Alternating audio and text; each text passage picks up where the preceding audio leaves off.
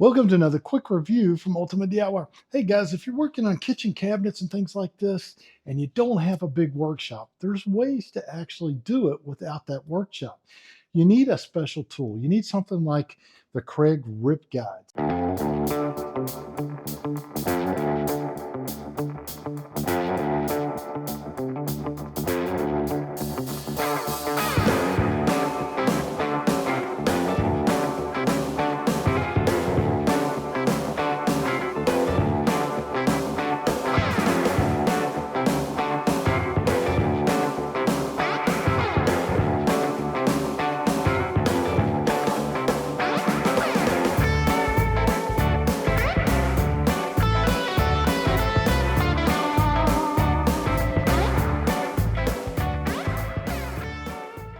So what a rip guide will do is it'll do away with having to use a table saw to make long rips of plywood. So you have a cross cut like this across plywood, and then you have that long rip cut.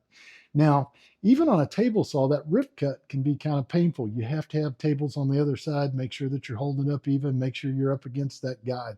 This is extremely fast. Now, I have two of them. This is my original one, and I have a piece here that's been broken that came off here. Used this for a long time.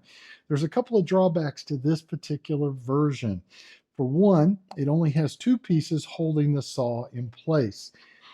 The second part of that is the two pieces that hold it. They are basically a mold type of metal. They use a mold, they pour the metal in, and it has little porous air pockets in them. And if you crank these down too much on your saw, you're liable to actually snap it off, which is ultimately what I did here. Other than that, though, this has been a pretty good one and it's worked extremely well. I will say that if you're going to use a battery operated saw, that this one's probably a little better because the battery operated saw is going to be a little lighter and the two crank down spots are going to be a little bit more efficient at holding that saw to the actual unit. Now, if you're going to use a little more powerful saw, I like to use a dedicated saw like this, which is plug in, so that I never have to pull it off. I can leave this on at all times because once I get it all dialed in, I like to leave it that way. So, like I said, it's dedicated. Now, this is different though on the new version, the slide I think is a little bit better. It's easier to read. They've done it in black. They give you 4 tie downs. So I have 2 in the back as well. So it holds my sled down all the way and I don't have to worry about it coming loose. They've also modified and changed the hold downs where they're not made of the same type material and they shouldn't break on you as easily. Are you working on a DIY project? Are you remodeling your kitchen? You're adding drywall. You're trying to install a sink or a toilet.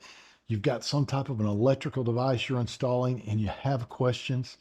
If you've watched my channel for any length of time, you know that I give out a lot of free PDFs to help DIYers figure out their projects. Well, I've decided to carry that a step further. And if you go to the description of this video, you will see that there is a link there that you can follow and you can get my direct email. And I will do my very best to answer every question as they come in. So send me your questions, send me pictures, send me video. And as an added bonus, not only will I try to answer your questions, if they are really good questions that I think the general DIY population needs to hear, I will try to add those to my weekly DIY answer videos. So I'm going to do a video once a week going through these questions and answer them. So be sure you keep my email so you'll always have a contractor on speed dial. And all you're going to do is you're going to take this piece and put it on the side. Figure out what your measurement is. You turn the little lock here and move this to wherever that you want it using your guide at the top, your measurement, and you're just simply going to go down it and cut it and make your cut that way.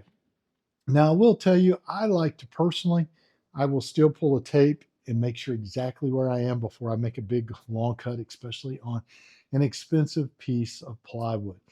Now, if you've got it dialed in perfectly and you feel 100% comfortable that it's going to be exact at all times and you haven't bumped it, then by all means, just use the guide they have here.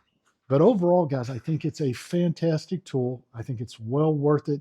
It saves you from having to have a big table saw. It saves your back as well.